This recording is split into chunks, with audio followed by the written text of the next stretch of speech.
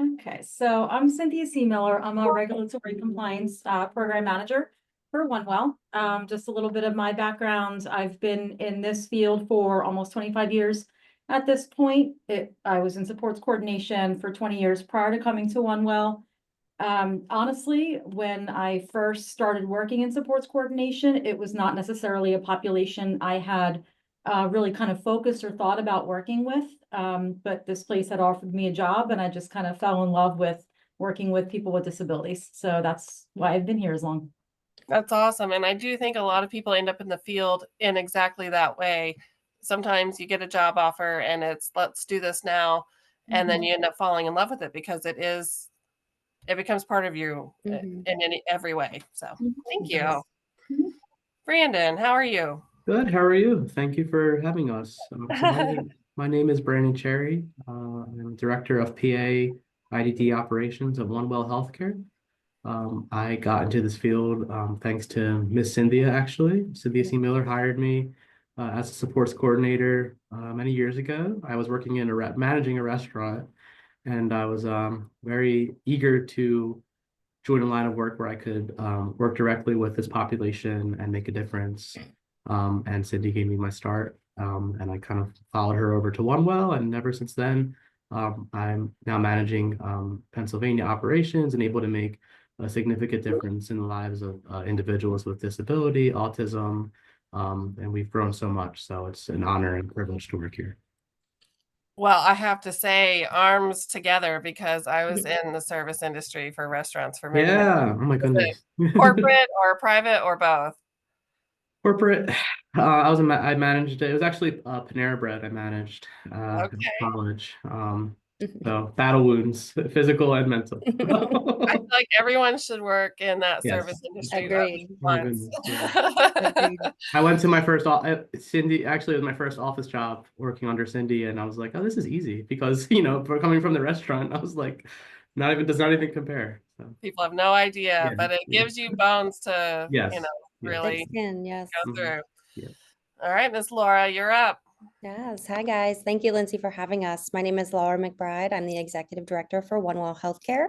I do cover Pennsylvania, Connecticut, New Jersey, and Georgia. Um, why did I get into this field? So I started my journey with the human services population in the mental health field. Um, we saw a lot of people with disabilities, a lot of folks that just had that mental health piece of it. And I think the idea of helping people, you don't realize the things that people are going through until you see it in real life. You may not have a family member or somebody directly impacted by an intellectual disability or mental health. So being able to see that firsthand without that personal connection was huge for me. And then, I guess 10 years ago now, I have a nephew who was diagnosed with autism. The light of my life. It's kind of cool to see him progress over the years and learn new things and just being able to connect with him on that level from having the background in disabilities and mental health. It's just really rewarding. And that's what keeps me here. Well, and for those of you who don't know, I'm Lindsay with Parenting Autism United, founder and executive director, and her little light of her life nephew is my son, Jackson. So he just turned 11, but speaking to your exact experience, we didn't know anything about autism either. And then from my side of the family, because Laura's my sister-in-law, my mom was background in social work, but Laura was the only one in my husband's side of the family that had a background, but she was stingy and had to go live by the beach and live all these other places. So for the first several years, we didn't have because I'm not local to where I grew up, but it was hard. And, thankfully she's moved back and we all have this great thing, but the families do take a little longer when they don't have that history in mental health. So it was something that really helped our family from having somebody here who had a little bit of a background and understood a little bit. So thank you, thank you. Also, just throwing this out there, OneWell is also one of our sponsors this year. So thank you guys so much, and I couldn't be more excited to share with everyone. You guys do like a lot. Like you have all the brochures that we had at the office, like they're all different. Like a lot of times there's only one brochure. You guys had like Yeah. 10. So I was thinking that we should just do an overview today of the things that you guys offer in general, and then we'll share with everyone what we have coming up next week in regard to waivers. But we'll get to that after we get the overview of your services. How does that sound? Sure, works for us. All right, well, go ahead, guys. Let's hear the spiel. What does OneWell do? Yes. Want me you go ahead, Sure, Mike? Brandon. Yeah, Brandon, if you want to take it, go ahead. Sure. So we have our philosophy at OneWell is to try to have all of the services for adults with IDD and autism under one umbrella. So we noticed that a lot of families and individuals are adding in different service lines from different providers. So our goal is to have everything under one cohesive umbrella. So we offer what's called in-home community and supports. It's kind of almost like life skills and working on goals. So we support individuals both in their homes and in the communities working on skills, skill building, independent living, socialization, safety and support. We also have companion care services, which Real quick, Brandon, can I stop you real quick? sure. Can you start with like what services you would offer like from the age groups up? Does Sure. that make sense? Like, if you're saying you offer that, either just say what age groups it's offered to, or I mean, some people offer different things, obviously, at different ages. So, Yeah. Typically we service adults with IDD, so typically over 18 or 21, once okay. they age out of that school system. We do have some people under 18, but typically they would have to have a waiver with the state or some other form of funding. But typically it's over 18 or 21 years old for these services. Very cool. Super underserved population. Yes, absolutely. Because once, people leave school, there's definitely a gap of services and, what do I do next? So, Well, I don't know why they think kids with autism don't grow up to be adults with right. autism. That Yeah. never happens, right? For sure. Okay. Yep. Should I continue? Absolutely. Sorry. Okay. We also have behavioral support services, which is very similar to, wraparound services that kiddos get in the school system. Just continuing into that adulthood that goes over antecedents, how to de-escalate, and working on targeted behaviors. We have home modifications, which work on modifying existing space in the home to make it more accessible for individuals. So modifying showers, widening door frames. Oh, What else? wow. What else are for the We home? we get some requests for sensory modifications. So soundproofing, shatterproof windows. We've had some requests for maybe some soft spots, some padding on the walls for individuals who have some aggressive behaviors. Self-injurious Yeah, behavior. self-injurious behaviors. Yes. So just a lot of that, those modifications that can provide that inclusive environment to keep our individuals in their homes. Well, and it's unfortunate that we have to, I mean, think about getting to adulthood for that, because these are things that we had to find out with our child. We put plexiglass over his windows, but I was like, what if we had a fire? So then I went to the fire department and I was like, what do you guys want me to do? They're like, oh no, we can get through that. And I'm like, okay, fine.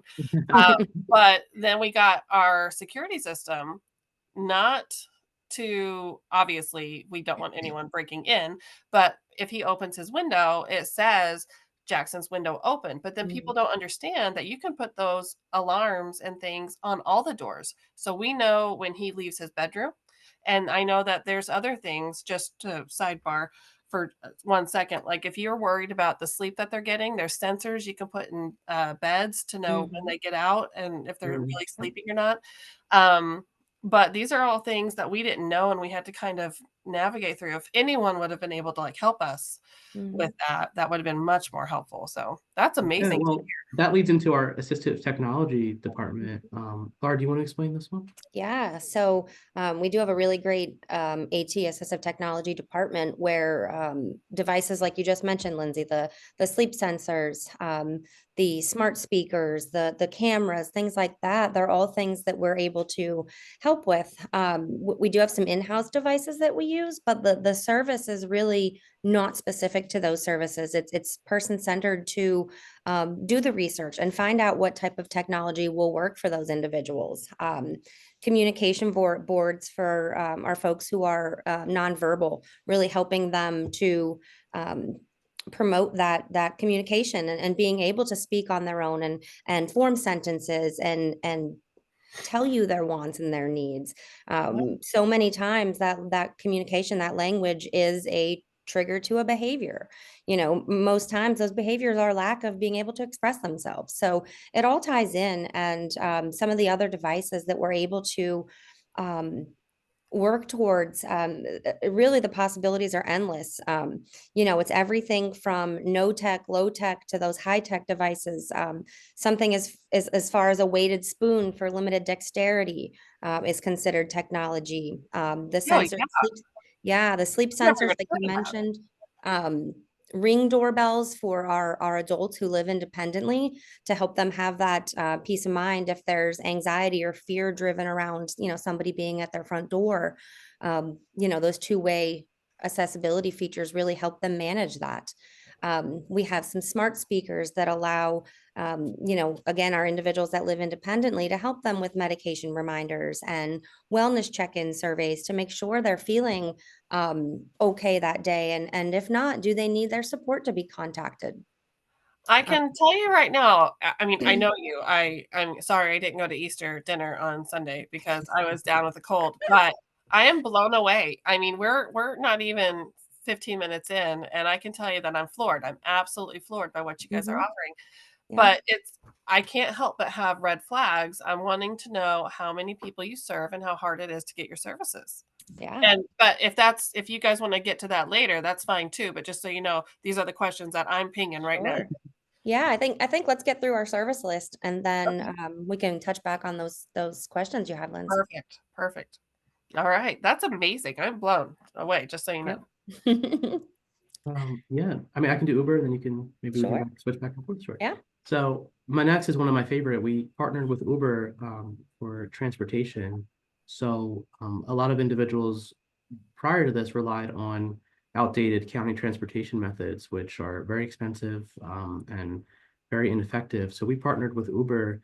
So individuals have with an app on their phone that they can be fully trained on that allows them to access the community, allows them to gain competitive employment and maintain competitive employment. So it's really just booking an Uber ride, and their waiver pays for it. And we facilitate it, get them enrolled. And it's really been a life-changing service for a lot of individuals in Pennsylvania. Well, and I know we touched on this right before we hit the record button, but for any of you that don't know, the waiver system is you could spend a month looking at it and still be confused. So we will be touching that on that a little bit later on in this. But the waiver services are crucial for the services that you guys provide, right? Absolutely. Okay, great. So Uber, yeah, I had a job coaching participant and she was paying out of pocket for taxis. And I felt so bad because I'm like, how long can we do that? And then one day she showed up sick and I'm like, I feel bad. I have to send you back home. But I know you're paying for it out of your pocket. Like I felt horrible. Yeah, it's very expensive. And this Uber option that we were able to collaborate with, it really does obviously maintains that cost effectiveness. But anybody who's ever traveled or booked an Uber locally, 9 times out of 10, they're always available. So it's a lot more reliable than we're seeing with those previous outdated methods. Well, not to mention the bus stop that used to be in the front of my office was taken out by a car. It was by a I bus. feel so bad. And it took them it was blocked off for 2 months. And then just the other day I drove by it and it's just not even there. It doesn't exist anymore. So, I mean, poor people, what do you do if it's there one day and not the next? Yep. So, that wasn't funny, but it was just because the roundabout in Dallas is insane. Yes. That's very cool. That's awesome. All right. Yep. I could derail a conversation. It's like an art of mine. So just so you know. And we do have a couple additional services. one of our newest ones is supported employment. So I know you mentioned you had some folks coming to your office for job supports. This is huge in our area. Mhm. I get calls Mhm. weekly about it. Yeah, I don't want to say brand new, but fairly new to us. And um, just the inquiries and the individuals we've been able to serve in a short amount of time is amazing. It really helps those folks looking to gain and maintain competitive employment. It helps them with those pre-vocational skills, resume building, interview prep, things like that. And then of course finding a job, being hired on somewhere, and then the ongoing support within their role. And we are able to provide that through both the ODP waivers and the OVR program. Very cool. That's good to know. We just had a meeting with OVR yesterday, Mhm. the LIU task force. So that Yeah. was Kristen Leary, and she has a plethora of knowledge as well. Yes, huge need in that realm for sure. Yeah, that's one of the things I don't like about some of the job coaching things is there's a lack of staffing usually, but also that it starts kind of later.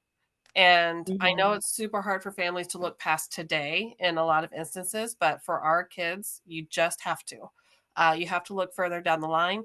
So, Jackson just turned 11, but this summer we preparing with his teacher and with his service provider through Beyond Behavior Consulting. Like he's going to be wrapping silverware, doing Mhm. little things just because at the end of the day, if you guys end up not having staffing or if you have staffing and then it's gone, we want our kids to still be able to do some things. And I say we as in me and my husband, and my close friends. So one of the things that I really want parents to get out of this is that you guys are support services. And, Mhm. at the end of the day, no matter who's helping us, it really comes down to the parents to take that lead and make sure it happens. Absolutely. Absolutely. But any help we can get, we need to take. And a lot of people don't want to take the help or they say they don't know where it is. And that's where we come in helping them get the resources to direct them to you. Perfect. Great. What are we missing, Brandon? Nursing. Nursing and OT. Nursing, yes. You want to take nursing? I'll take nursing. Yeah. Nursing? I am Yes. so confused and excited all at the same time. Yeah, we also provide skilled nursing, LPNs and RNs. So these are obviously for high medically complex individuals with trachs, vents, colostomy bags, etc. And we do have a good amount of LPNs and RNs throughout the state for nursing. So Does that cover seizure activity and all those things? yes, Holy yeah, smackaroni. I almost said a Yep. bad word, but this yeah. is another huge thing I get calls about Neat. all the time. Yeah, Yep. yeah.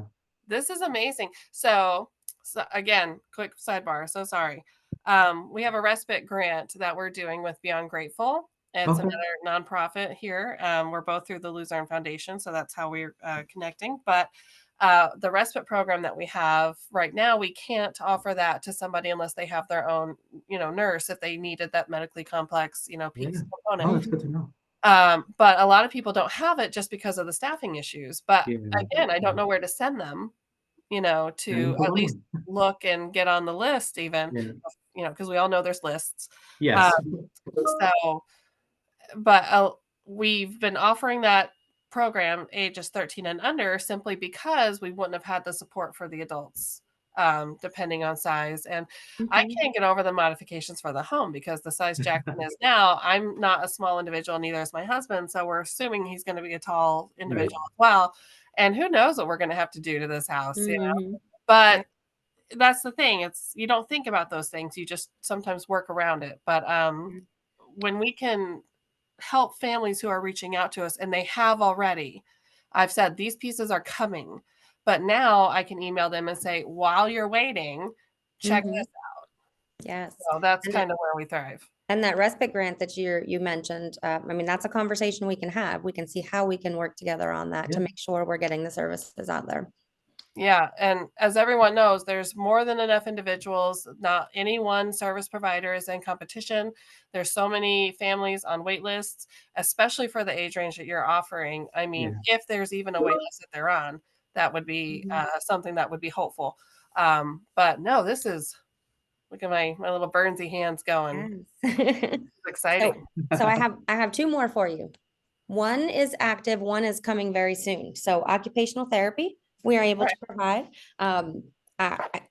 Forgive me, but I'm not an OT by background.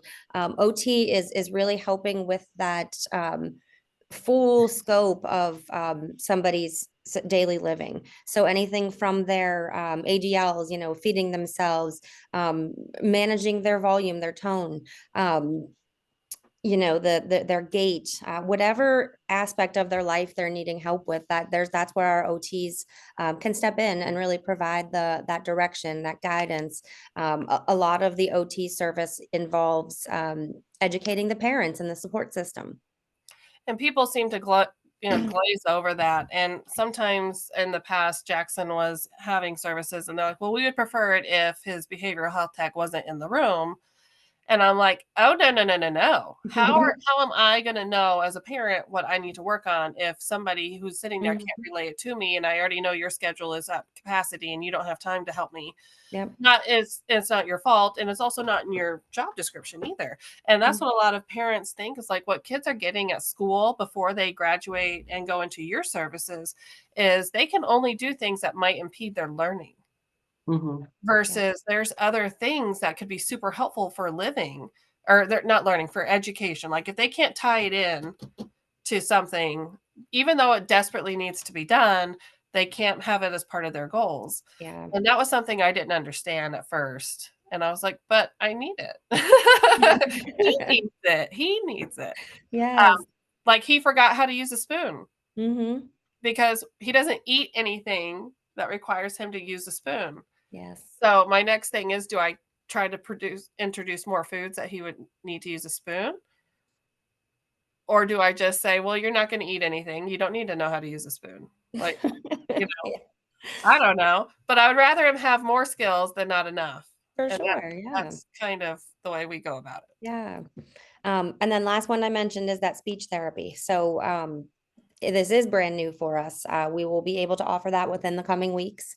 And as we're rolling speech out, I'm learning a ton about it as well, that it's not just related to the actual speech, the words that they're able to put together. It involves so much more. And Casey, our speech therapist, taught me that speech covers anything from here up, which I didn't know.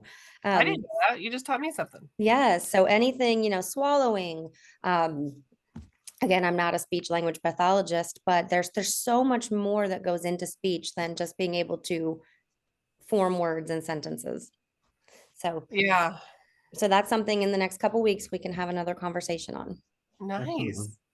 This is awesome. This is so cool. I can't wait to send the video link to some of my what do you call them, acquaintances and friends who not only serve the autism population as adults, but also have kids who are adults. And so I'm excited to share this information with them. So you guys have stuff all over the country. What do you have in Luzerne County or Northeast PA? Everything we just mentioned. So when people receive these services, is it a mix of going into the offices versus the people coming out to the homes, or does everyone go out to the homes to do visits? It could be a mix. We kind of meet people where they're at. So we want to be as flexible as possible. If they can't make it to our own offices for an intake, we can do it virtually like this, or we can go out to their homes to meet them and learn about their needs, or they can come to our Wilkes-Barre office easily.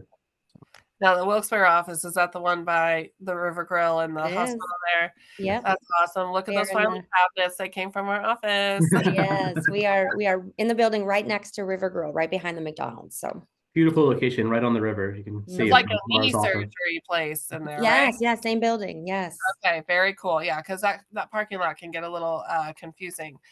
It does, but I will tell you that our sign is going up. We just moved here about a month ago, so our sign will be up in the next week or so on the building. You can't miss us. Very cool. Very cool. So is now a good time to go into how many people you serve and what the waiting lists are like, if any, and even staffing, because when people watch this, like, we don't just do things for parents and or educators, like the service providers, like the behavioral health techs, the RBT, the speech language pathologists. Like, we want to get this out to students who are also looking for jobs when they're graduating colleges. We get Right. all of our interns from Misericordia, and they have a huge speech and OT program, Yeah. Yeah, speech OT and PT program there. sure. So any information you have on all those things, that would be great. Yeah, so I can answer some of it and maybe Laura can add on, but we actually just reached our 2000th client in Pennsylvania. So we're probably now at about 2200. So Yep. amazing progress. And in terms of waiting lists there for staffing, we really have a good turnaround for home health staffing and in-home staffing. Transparently, there is always a little bit of a waiting list for those nursing services, like you said, because it is a specialized Everyone's ready for that too. everyone's prepared for those wait lists, but for the transportation, for the BSS, for the OT, yes, there is an intake process and a care plan process, but the turnaround is very minimal. Very cool. Staffing, do you guys, I mean, I know you're new to the area. How's that looking? Staffing looks looking pretty good, honestly. We actually have doubled our business in Luzerne County in the past year. And we've been able to find some amazing DSPs who's been staying with us and love working here. So staffing has been really, really honestly pretty good.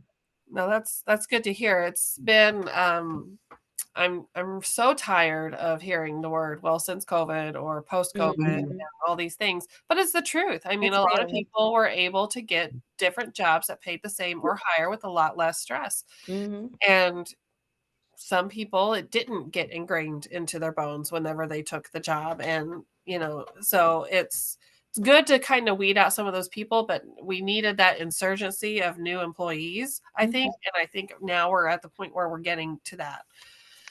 Yeah, and we also believe in paying not only fair wages, but the best wages for DSPs and nurses, which is why we can attract such quality candidates and retain them. Yeah, I agree. I mean, the DSP role it's a hard role. You're on the front lines. You're dealing with behaviors and trying to teach somebody how to live independently. That's a tough job. And I agree, Linz. We have heard since COVID too many times that more times than I'm comfortable with. But I think we're at this point we're fortunate enough to say that we are on the upside of that. Yeah. We have been able to find quality staff and we have been able to retain them, and we're really seeing the results of that. It's really cool to see all this, and especially for, like I said earlier, such an underserved population.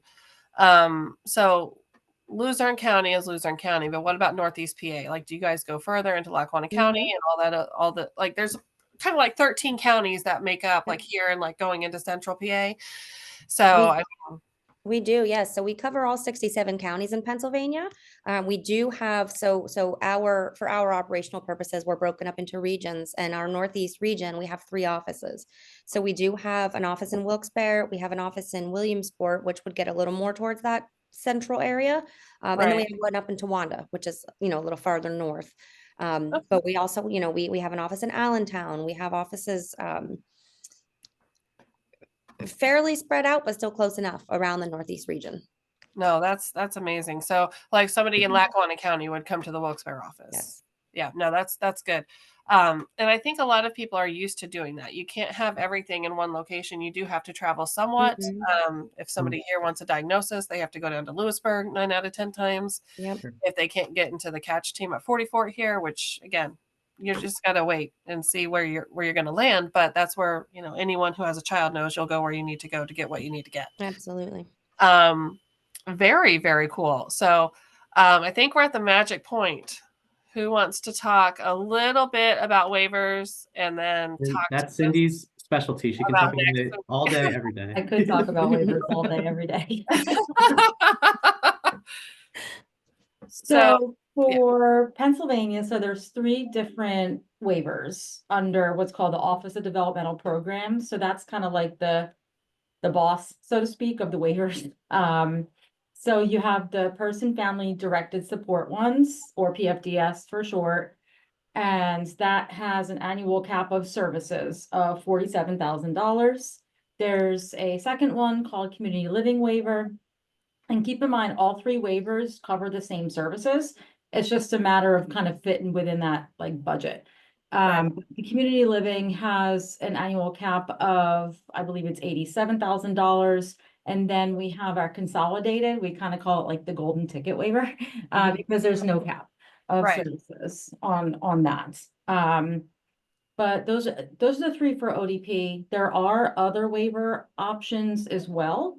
If someone, because we know that the ODP waivers they have long wait lists, unfortunately. So another option, there is an autism only waiver.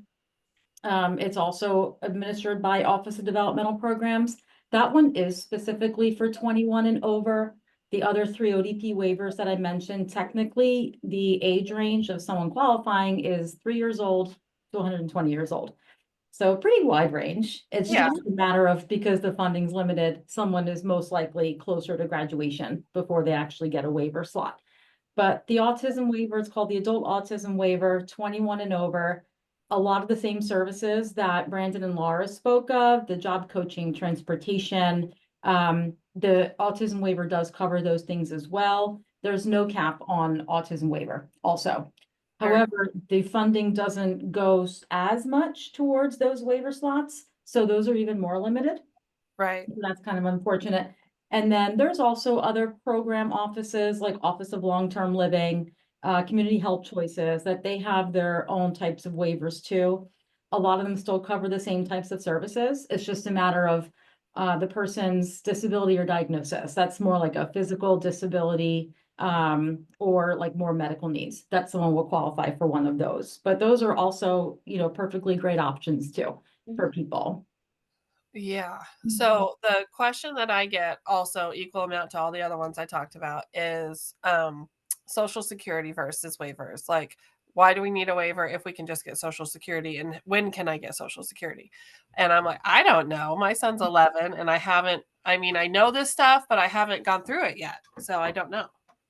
So Social Security, if technically someone could, with a disability, could apply for it now. So if I say, hi, I had an 11-year-old, I could technically apply for Social Security for them, but they're going to take my income into account.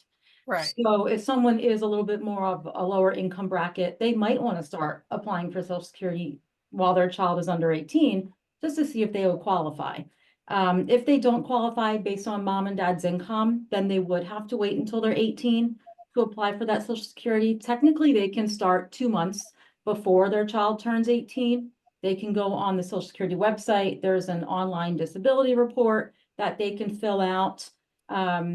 They will most likely have to go in person for like set an appointment and go in person. That way the Social Security workers can meet their loved one. They're probably going to ask for things like IQ testing, IEPs, reevaluation reports, like anything that would kind of support the fact that this person does have a diagnosis that can fit under getting Social Security. And then just the training we had yesterday with OVR with Kristen Leary, one of her definitive and I think more profound statements that stuck with me was, no matter who you are, having gainful employment over receiving Social Security, you're always going to have more by doing the employment option. And now I don't know if I don't think that she was considering waivers into that factor, but even with the waiver, I mean, can you do waivers and security at the same time? Like, I don't understand any of that stuff. Yes, you can. Yes, Social Security is a completely different program. So you Okay. can be on a waiver and also receive Social Security at the same time. That's actually very common for our Okay. kids that are 18 and over. How much someone receives once they're 18 and let's say they are approved for Social Security, it can depend on a couple factors. If they're living at home with mom and dad, not paying rent or contributing to some of the household stuff, the amount that they get might be less than someone that is paying some kind of like a room and board to Right. mom and dad. So the amount can vary based on that. But they can definitely get both at the same time. Why would someone want a waiver versus Social Security? Really, you would want both, because Social Security, it's not a lot of money even the max amount per month is about $900. Right. It's not a ton of money. And when you think about, the cost of the waiver services, it far exceeds the 900. Oh yeah. Yeah. Yeah. One of the things that a lot of times that families, they wait to get medical assistance because they think, oh, we don't need that. And then they realize all these things cost exorbitant amounts of money, and you need that no matter what you're making, because you do get that exception through Pennsylvania state to go through that loophole to get the medical assistance. And I think you should take anything that you're getting, because it's what happens when you're gone. You want your adult children to be set up, and for whoever else is going to be helping to take care of them, so that they don't have to navigate that whole system on their own, hopefully. It takes a long time to understand the waivers. So in that respect, next week we're going to do another one of these interviews, but solely on waivers. So this is a nice little trailer, if you will. Since I've been sick for the last 2 weeks, it's been a lot of Netflix and trailers if I wanted to watch something. But I think that, that little overview was very informative. Somebody can go back in the video if they wanted to get more information. But for anyone who is more confused like I am, next week we'll be doing another interview, and we encourage any questions that anyone has, they can ask in advance, and we'll tackle those during that interview, and we'll post it obviously next week as well. So they can always send them to parentingautismunited@gmail.com. Our website, everything for us is Parenting Autism United, but it gets confusing to say, so we just shorten it to PAU. But if they wanted to contact anyone at OneWell, should they just go to the general information, or do you guys want to throw yours out there? Like, how would somebody get in touch with you guys? The easiest way is for them to contact our info email, and someone will reply very quickly. So it's info@onewell.org. That's just the best way to get in contact with anyone on this call.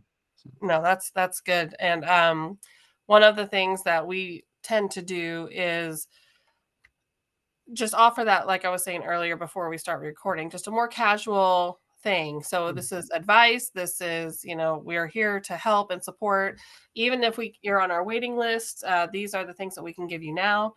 And the waivers are just such a interweb of things. And with everything going on with our government, I'm sure you guys are up to date with all the changes and all the things that will be happening. Hopefully with whatever research is going to come out by September, we'll see what happens. Everything's in the limelight right now for autism, and whether it's a pro or a con, each person to their own. We're here to help families get this information that they can use today. So arming yourselves with education and the resources that you have available to you is all that we're aiming to do here. But I need a full once over on those waivers. But I can't tell you how excited I am about all the other services that you offer. Now, you offer those services. Do people take you up on them? Absolutely, every day. Because we get that was part of us going virtual, is we had a lot of programming, and we just didn't get a lot of people taking us up on it. And it's like, well, this is here. And that's one of the biggest things. So I used to design kitchens before I had both my boys. And I was always like, here are all your options. Because one person ever said, well, I didn't know I could do that. But when it comes, that's to a kitchen or like a car. Like, I didn't know I could have that accessory. But when it comes to your kids and your kids who are now adults, not knowing what a resource is to help that could really change your life is a big deal. Yeah. So our goal is to share those. Yeah, we do. We talk to hundreds of people every week, and the need is out there. And what's really rewarding for us, like Brandon mentioned in the beginning, our goal is to really be that provider that can meet all of those needs. So it's really great when we have somebody who comes to us for job support, and we're able to get them transportation to that job, or somebody's looking for in-home and community supports, and then we find out that they really need some help in their home, and we can put a technology device in there to help them. We're able to add on those accessories, like if you will, and it's just really rewarding for us to see that all come together.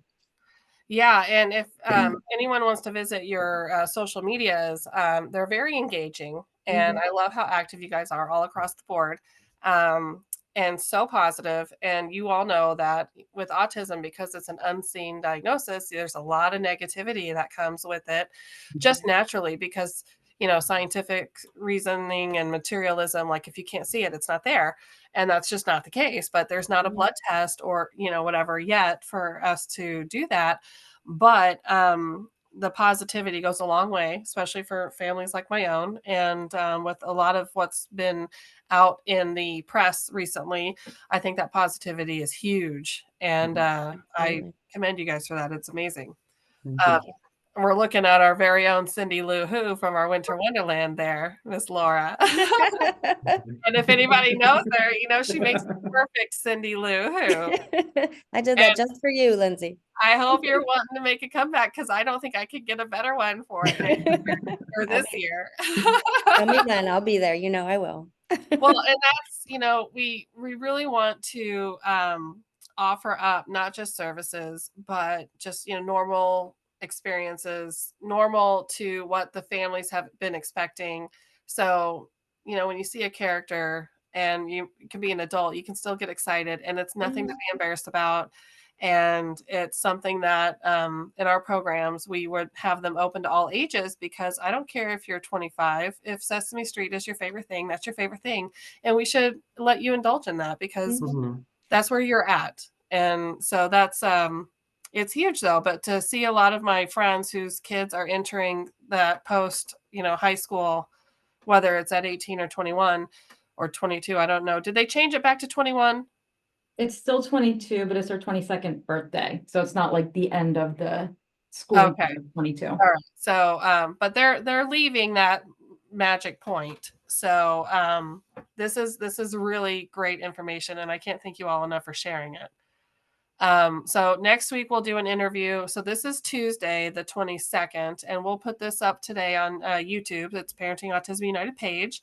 OneWell will also have the link, and they can share it how they like. And then next week we'll have the same type of formatting, but probably with more of a presentation. I don't know. Is that how you would like to do the waivers for next week? Is there more of like a PowerPoint, or is it more conversational like we're doing now? Because it's your call, because I can't tell you how I want to do that. I mean, I think the conversation's fine. I do have a specific PowerPoint when I present to schools, so I can certainly share it with you if you want to share it with, with families. But I'm fine with just having more of a casual conversation. Well, I think we'll definitely get a lot of individuals looking for specific questions, and we're going to make those more general as possible. So it's not going to be a long backstory. It's going to be, in 3 sentences or less. What is your question? And we're hopeful that we'll get a handful of those, and I'll get my own ready because I have some that, my experience is when he was 3, we started going to support group meetings. And at the time, if you go to any support group meeting, you got to speak to kind of who's there. Well, one of the first meetings we ever went to was on waivers, but we had just gotten our diagnosis. So I was confused as F. Okay. I was confused. And I was like, well, we don't need to be here. But I'm like, well, yes, we do. And then the person who was giving it was like, he's 3. He needs to be on that list right now. And I was like, oh. Scary. I know, that's very scary. You're like, what list? Yeah. And that's why I'm like, I'm just here. Like, that's all I was here for. Excuse me, I'm still getting over this horrible illness. But antibiotics, my favorite right now. But so now that he's 11, and now I feel like I'm behind because I haven't done my due diligence. Even though I've done my due diligence, people assume that I've done it all, but I really have to narrow in on that. And so I'll get my own questions ready for next week. Great. And in the interim, if anyone has any questions, just go to the OneWell website, or you can always message me through the Parenting Autism United website. And check out both social medias. They're both fairly active. Again, 2 weeks I've been down with a horrible like head cold thing. So ours hasn't been that active in 2 weeks, but it's going to pick up today because we're going to post this video. Do you guys have anything else to add before we call it a day? No, I'm good. No? Thank you so much for your time All and sharing the space. Well, go to our YouTube page and like and subscribe because we don't have that many yet. And we're really, really trying to get there. Will do. Just because going virtual, we're starting from pretty much nothing on the YouTube platform, but we want parents to check out these trainings and share them. We want service providers to send them to their clients. We want doctors, pediatricians to be able to have this information to give to their patients as well. So we're really trying to amp this up, and I can't thank you enough for helping us do that in more ways than one, the interview and also by being a sponsor. So thank you guys again so much. Of course. Thanks. Thank you for having us, Lindsay. Happy to answer any questions anybody has. And with that, I guess we will see you next week. Yeah. All right. Stay Thank on the you. line. I'm going to stop recording though. Everyone All right. can let their hair down. Hold on 1 second. It's always fun.